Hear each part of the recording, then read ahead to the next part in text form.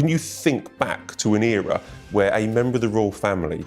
While the world watches Andrew Mountbatten Windsor get buried under that avalanche, two women are standing just close enough to get hit by the debris. His daughters, Beatrice and Eugenie. Women who didn't make any of these choices. Women who built their own lives, their own families, their own quiet dignity away from the chaos their father created. And yet here they are, Christmas 2024.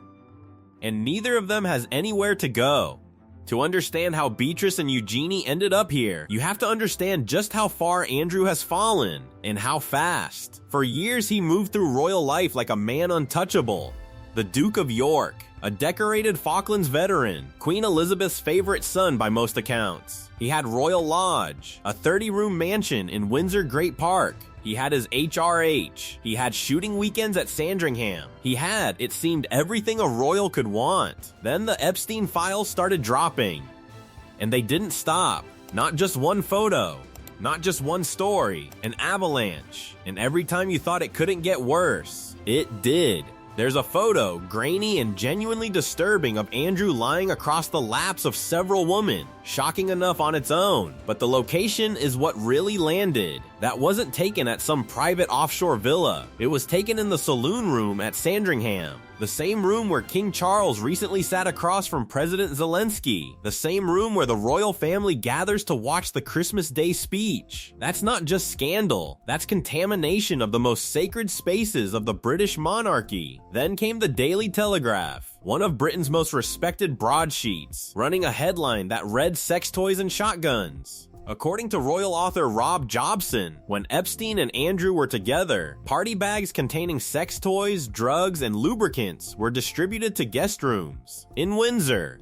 This is the kind of detail that doesn't just raise eyebrows. It burns them off entirely, and it kept coming. Photos of Maxwell and Epstein at Balmoral, not just in the main building, but in one of the lodges on the estate. A spitting image puppet of Andrew confirmed sitting inside Epstein's townhouse, mentioned by Virginia Giuffre and accuser Joanna Schoberg, like some grotesque trophy. Golf clubs quietly removing Andrew's name from their records. The man once known affectionately as the Duke of Golf, for his obsessive love of the game, now someone those same clubs want nothing to do with. Then the Met Police showed up at Royal Lodge. Andrew voluntarily surrendered his firearm certificate. He still has guns in the building. He just can't touch them. Another front page. Another humiliation. Another headline pulling oxygen away from everything the rest of the royal family is trying to do. And it's always been about the money. Andrew and Fergie living beyond their means. That was the real thread connecting them to Epstein's world.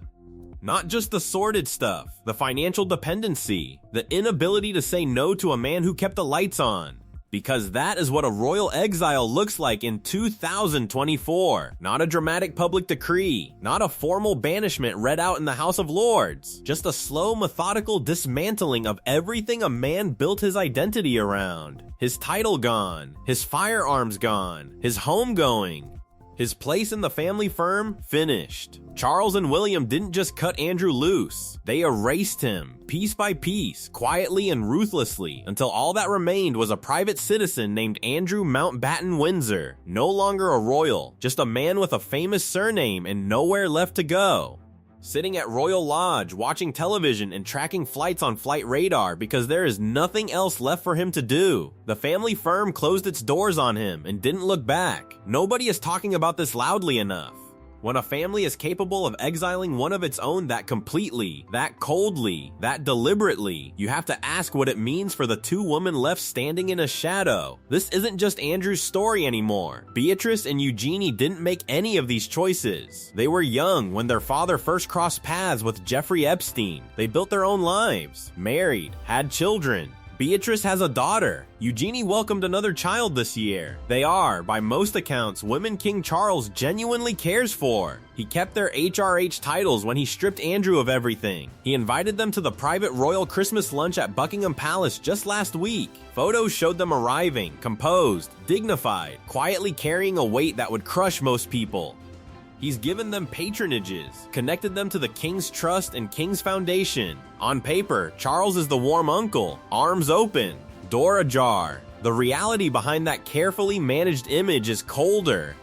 Beatrice is not going to Royal Lodge for Christmas. She is also not going to Sandringham. Those close to the family suggest she'll likely leave the country entirely, not because she wants to, because there is no option left that doesn't look like a political statement. Visit your father and you're endorsing a man the world has turned against. Visit the king and you're publicly abandoning him. So you disappear. You take your family somewhere quiet and you wait for January. That is not a princess being protected. That is a princess with nowhere to go at Christmas. There's one detail that rarely gets the attention it deserves. Beatrice's 18th birthday party was held at Royal Lodge. It should have been one of the happiest nights of her life. A milestone. Her family around her. Except the guest list included Jeffrey Epstein and Ghislaine Maxwell and Harvey Weinstein, 3 names that now represent some of the most serious crimes against women in modern history.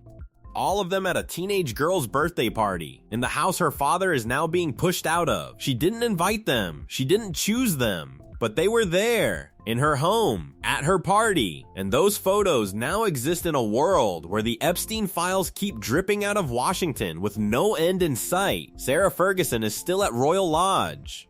Also appearing in the Epstein files, photographed alongside young women whose faces have been redacted and blacked out. Those close to the story say the full picture around Fergie hasn't fully emerged yet. There could be worse still to come. 2 daughters watching their mother get pulled into the same current dragging their father under. Does she feel any shame as a woman? As a mother of 2 girls?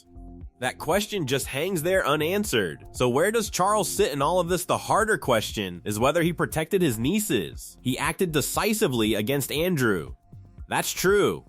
In October and November, Charles and William moved ruthlessly. The moment that seemed to crystallize everything was at the Duchess of Kent's funeral at Westminster Cathedral. Andrew sidled up to William on the steps, tried to start a conversation, tried to crack a joke. William's face said everything. He did not want to be within a foot of his uncle. Shortly after, Andrew was cut loose. No more public duties, no more royal identity, just Andrew Mountbatten Windsor, a private citizen, erased from the family firm with cold precision. Charles moved to protect the crown. Nobody disputes that. You have to wonder, Charles was the spare himself for decades. He understands better than almost anyone what it feels like to have your identity shaped by your position rather than your own worth. He lived in someone else's shadow for years. He knows that particular loneliness. And yet Beatrice and Eugenie are now living their own version of it. Half in, half out. Not full-time working royals. Not fully private citizens, caught in exactly the space Harry once tried to occupy and ultimately couldn't survive. Charles keeps the warm gestures behind closed doors, the private lunch, the patronages, the kept titles. But where are the public moments? Where is the king standing beside his nieces at a public engagement, sending a clear signal to the world that these women are not their father's crimes, that silence in public is worth noticing? In the royal world, silence is always a choice. Every Andrew humiliation lands on a front page somehow. The firearms license, the Sandringham photos, the Epstein files. The palace could manage this more aggressively, push back harder, shape the narrative. They don't, and the girls watch their family name get dismantled in public, while their uncle, the king, keeps his support carefully out of camera range. The longer game matters most. Charles is 75. His health has been a public concern. The future of this monarchy runs through William. And William is a different proposition entirely. Go back to those cathedral steps. The way William looked at Andrew, that wasn't just irritation in the moment. That was the future king drawing a permanent line. Andrew is his uncle, someone he grew up with. And William looked at him like a stranger. Beatrice and Eugenie are his cousins, people he's known his whole life. In a slimmed-down monarchy, William and Catherine will need support around them. There could be a future for the girls if William wants it. That phrase carries everything. If William wants it. Charles can keep them inside the tent today. He cannot make William keep them there tomorrow. The uncomfortable possibility sits underneath all of this. By keeping Beatrice and Eugenie in this permanent half and half out limbo, Charles may actually be laying the groundwork for William to push them out entirely when the time comes. The precedent is being set right now. They're not essential to the working monarchy. They're not gone either. When William eventually has to decide who serves the crown and who doesn't, the architecture for their removal is already quietly being built. Charles may not be the one who ultimately banishes them, but he may be the one building the door. This Christmas, 2 sisters are carrying something that was never theirs to carry.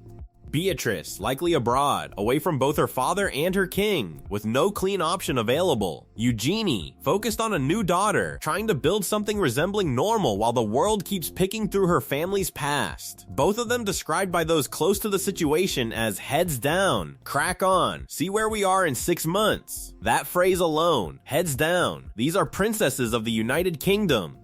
And the most honest advice anyone can offer them right now is keep your head down and hope it gets better. Charles invited them to lunch. He kept their titles. He gave them patronages. And then he left them standing in a corridor between two worlds with nowhere comfortable to land. You can call that protection. The palace would. But when a princess can't go home for Christmas, when she has to leave the country just to avoid looking like she took a side, when her daughters grow up in the shadow of files that keep getting darker, there's another word for it. That's not protection. That looks like managed abandonment, dressed up in warm gestures and kept just out of the public eye. And in the most powerful family in Britain, the quietest moves almost always cut the deepest. A king deciding their future without ever saying a word. If you want the royal story the palace would rather you missed, hit like and subscribe.